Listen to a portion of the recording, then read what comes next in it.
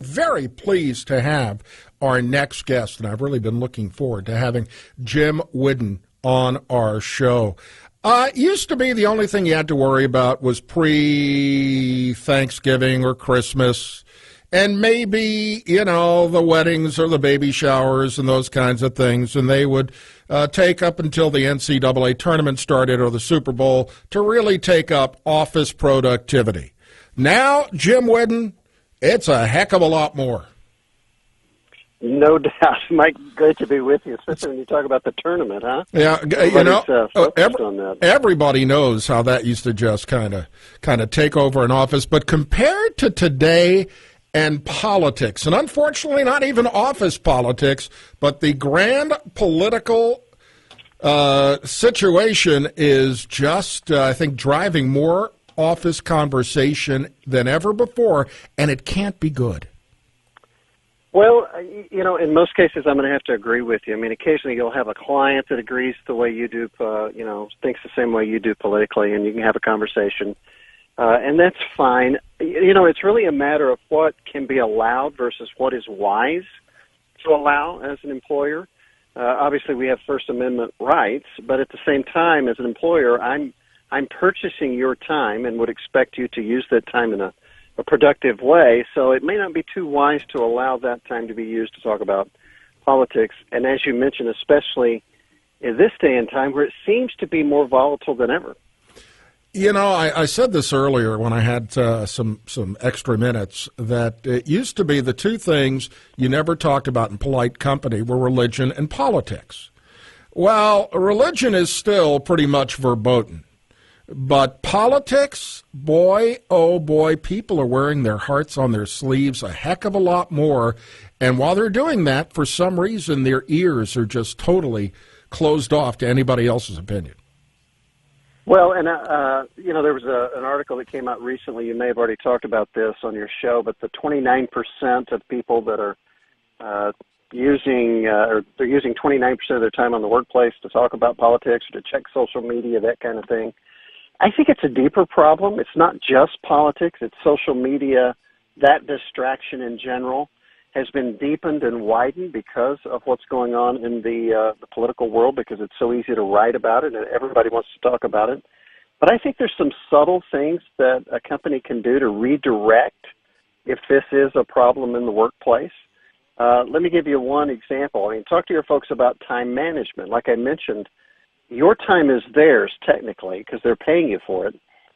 Maybe just encourage time blocks. And what I mean by that is to say, look, focus on your work for 52 minutes, and at the end of that, take 8 minutes to go and check social media and talk about politics if you want to. In fact, there are studies that have said that an occasional social media breather can help productivity. So there are some positive sides to this, and there's some things you can do as an employer to make it positive and maybe redirect some of this behavior. We're talking to Jim Whidden. He is the founder of the Old School. Tell the folks what the Old School is. Well, the Old School is trying to go back centuries, even millennia, to bring back into our focused attention those things that have always worked. Interpersonal communication skills, leadership skills. It's not new information. It's just it gets lost sometimes in the information age that we live in. And sometimes we just need to be reminded. So I wrote a book, The Old School Advantage, to try to make a difference in this generation in terms of using old school principles and skills. Now, I have to tell you, based on the picture that I saw on the Old School website of your high school, you looked like you were ready to join the surf team. And today, if anything, you look a teacher-like. I don't know if that's a good thing or bad thing. Yeah, that's probably fair. Some people have accused me of just photoshopping the hair away and using the same picture. But I'll tell you what. Now, I remember having hair like that, but unlike you, I don't have that much left. What gave you the idea about all this, Jim? Well, I have 4 children. They're all in the millennial generation, ages 17 to 24 currently. And I just looked at the culture and saw the challenges that they're going to face economically and socially that perhaps I didn't have to face as a baby boomer. And I said, what can I do to equip my kids in such a way? Could I give them a handbook for life that when dear old dad is gone, they'll have something to carry on with? And one thing led to another. A publisher liked it, and so we published the book. But that was really the genesis of it. I just wanted to take care of my kids and their kids if I ever get to meet them. But this is and I don't want to sing your praises that to the sky, but this is really a kind of a handbook on what employers are whining about today more than anything else about the millennial generation, and that is soft skills. No question. 93% of employers in one survey of over 300 companies said the thing they're missing is not technical skills, but it is those soft skills, those interpersonal relationship skills that are so vital to any company because we're always selling something. Everybody's selling something, whether that's themselves or their product or service. And you have to have people skills to be able to do that. And so we're trying to help this generation maybe catch up a little bit, fill the gap that was left maybe a little bit by all the rectangles in their lives, the electronic rectangles. And hopefully we can do that. Not only the rectangles, Jim, a lot of it is their parents really haven't allowed them to grow up. I hear from a lot of employment folks and folks who are in the employment agency about prospective employers who are just out of college bringing mom or dad to an interview. As crazy as that sounds, I have heard of that as well. Now, all they needed to do is read chapter 6 in my book or give it to their kiddos, and they could be ready for that interview because that's what we deal with there. But yeah, it's everybody gets a trophy generation, and that there's a price to pay for that. They need to be able to fail. They need to take chances and fail because, ironically, I've always told my kids the only way to succeed is to fail as many times as you possibly can because that's how you learn and that's how you ultimately become successful. No great person has ever not failed. And so if we're not willing to let them fail, that does not bode well for an entire generation.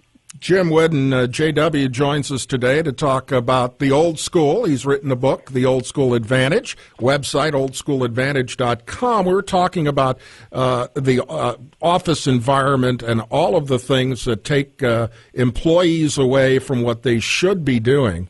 I have to tell you, from the politics point of view, I rarely go out and proselytize because I talk politics for 3 hours every day.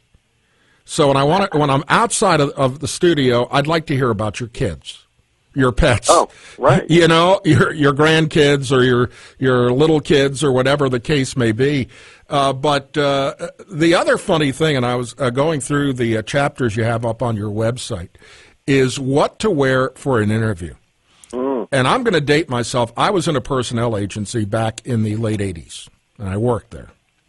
And this is back in the 80s when supposedly this was still Gen X. And I had people coming in wearing spacesuits and just now you think there was one who filled out an application, and her address was Mars, and it wasn't the candy company, and her name was Luminous One. And heaven forbid she came to the agency because, to get unemployment in those days, you had to show you were attempting to find a job. But, as soon as she left the office, 25 people asked me, what did that nutburger want? Well, you're still seeing it today, if not more so. And they wonder why they're not getting job offers. It's crazy. It's not a high bar, Mike, to get to a place as a millennial to where you can show yourself wiser than your years. That's really a phrase that we use often, and that's what we want to see. Another term might be the it factor. I don't know what it is about that young man or that young lady, but I feel like they've got the it factor. And more often than not, you know what it is? It's just that they have scrubbed their vocabulary of words such as like and awesome and so, and they've replaced it with words like extraordinary or exceptional, or phrases like first things first, which show you to be organized and a sequential thinker and you don't get ahead of yourself. Just a simple lesson in that can go so far in terms of improving. And there's this magic of attribution. When you use those words, people attribute the characteristics or the words you're using to you. And then on the other side, when you use those words, you become those words. It really is almost like magic. I tell people words are the most powerful thing in life, and I truly believe that. You know, I have found when you see a young person, and I'm talking about a college age or a high school junior or senior, and a college age person with enthusiasm, and, you know, just like they are happy to be there, and they would do anything if you just gave them consideration for the job. Boy, when you find somebody hungry, I don't know about you, but I am always willing to go to the wall for them. And you appreciate them beyond any of their peers. No question. There's three things employers are looking for in a millennial. They're looking for someone who can communicate well. They're coachable. In other words, the proverbial, they'll run through a wall for you.